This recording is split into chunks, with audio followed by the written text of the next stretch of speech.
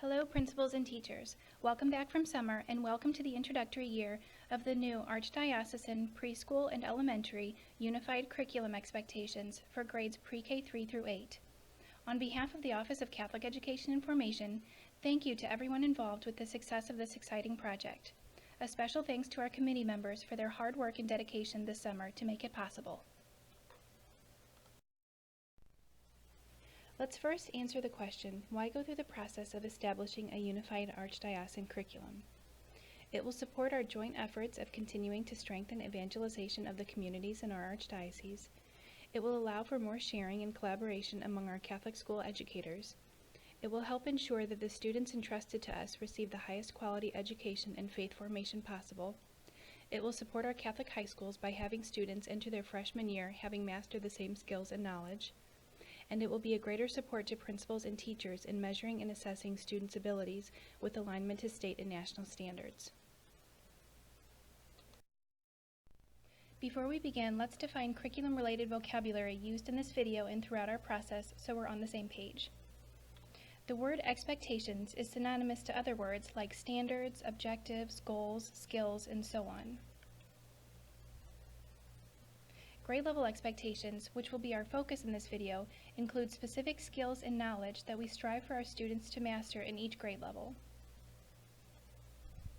Expectations that have been deemed most important for students to master within a grade level are called priority expectations. More on those later. Alignment is simply arranging in order to easily make connections between and among standards and grade levels in an effort to avoid learning gaps or overlaps. And realignment is simply rearranging in an order. And finally, the term domain refers to common themes that organize goals under a particular subject area. So for instance, geometry is a domain of math and church history is a domain of religion. Grade level curriculum expectations explained in this video are a reflection of state and national standards through a Catholic lens. For your convenience and knowledge, a link to a spreadsheet called Source Documents that looks like this is included in the same email to principals as the link to this video you are watching. Links to all source documents used during the writing process are included in this spreadsheet. Principals and teachers may refer to these documents whenever necessary. Also included in the same email as this video is the link to a Google spreadsheet called Unified Pre-K 3 through 8 Archdiocesan Curriculum Expectations, where all grade level expectations pre-K 3 through 8 in all content areas are housed. It is not a problem if your school does not use Google or if you do not have a Google email address. Let's take a look at how they are organized first, which will lead into explaining what to do with them during this introductory year. Principals, when clicking the link in your email called Unified Pre-K 3 through 8 Archdiocesan Curriculum Expectations, this should appear in your screen. Notice the name of the file in the top left and the various tabs at the bottom by grade level. When clicking on a grade level tab, you will notice all curricular expectations for that grade level by scrolling down in this order: Religion, Communication Arts, Math, Science, Social Studies, Technology, Art, Music, PE and Health, and World Languages. Each individual grade level and content area set of expectations is organized in the same format, beginning with a list of the domains, followed by the expectations. The next column, called Priority Expectations, has a checkbox next to all grade level expectations that are of the greatest importance for students to master. These priority expectations were determined in a systematic way by rating each expectation's endurance, leverage, and readiness upon answering these questions.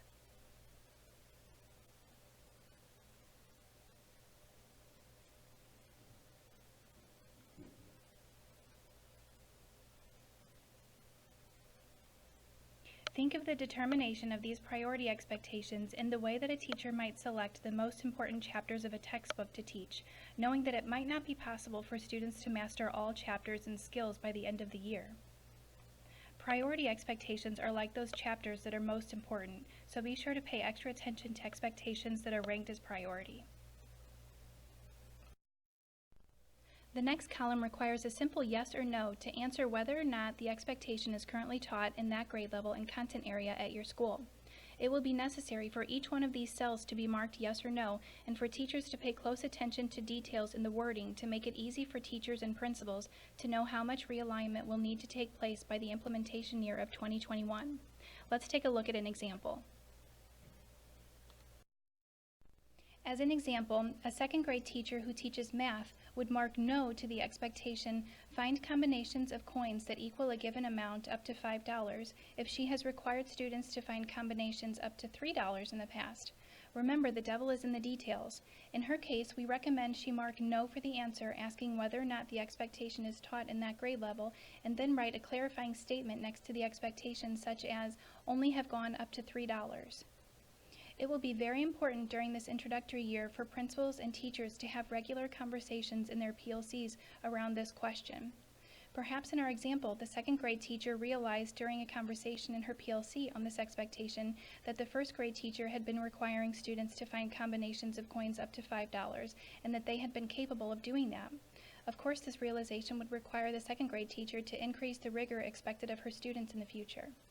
This is just a tiny example of how teachers would use the document and of the power in having regular conversations around these expectations throughout the year.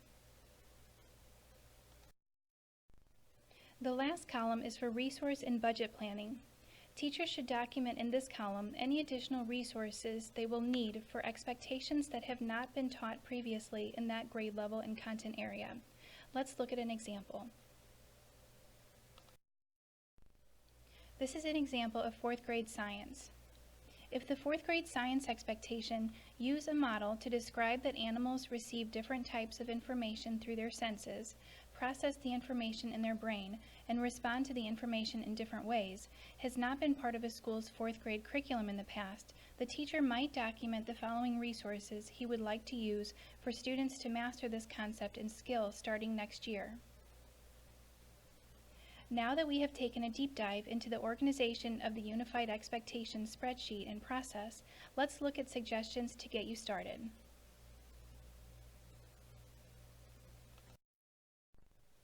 This Google spreadsheet is a view-only document.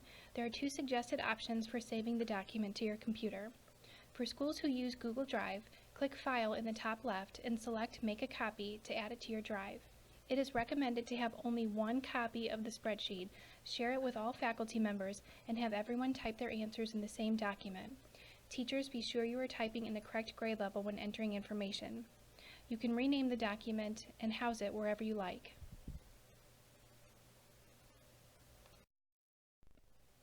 For schools who do not use Google Drive, you have two options.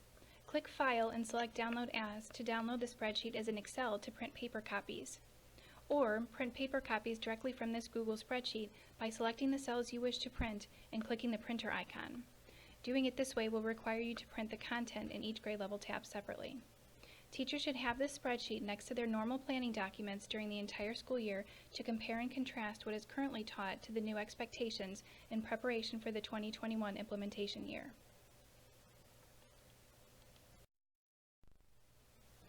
The following slides have additional general notes regarding the expectations and process for your knowledge. These are baseline expectations. There is no problem if schools teach beyond these expectations. Just a word of caution to always consider your students' individual needs when making program decisions and planning curriculum. We assume teachers are differentiating instruction in their classroom. This means meeting students at their level. Some students may need more and some students may need less. Notes on the following two slides are specific to individual content areas. Social studies expectations are not by grade level in middle school yet, and we do not have priority expectations outlined, but the committee is moving in that direction. Currently they are organized into geography, world history, and American history. World language expectations are organized by novice level and not by grade level due to the large variation of when, meaning what grade levels, and how often, meaning how many minutes per week, schools with a world languages curriculum require their students to receive world language instruction. Middle school 6th through 8th grade technology expectations are the same. The expectation should be met by students by the time they graduate 8th grade. There are no priority expectations for religion. Everything is a priority in religion. Some expectations, especially in science and social studies, have footnotes in the cells alerting teachers that the expectation should be taught through the lens of Catholicism. In addition to answering the questions outlined in the spreadsheet throughout this introductory year, schools are encouraged to plan discussions around the depth of knowledge or cognitive levels of skills and content required of their students, as well as curriculum mapping to determine the sequence of what is taught and when in each grade level. Additional training in the form of webinars will be sent to support schools throughout this introductory year, during next year's implementation year, and into the future. And should you have any questions at all, please do not hesitate to contact me.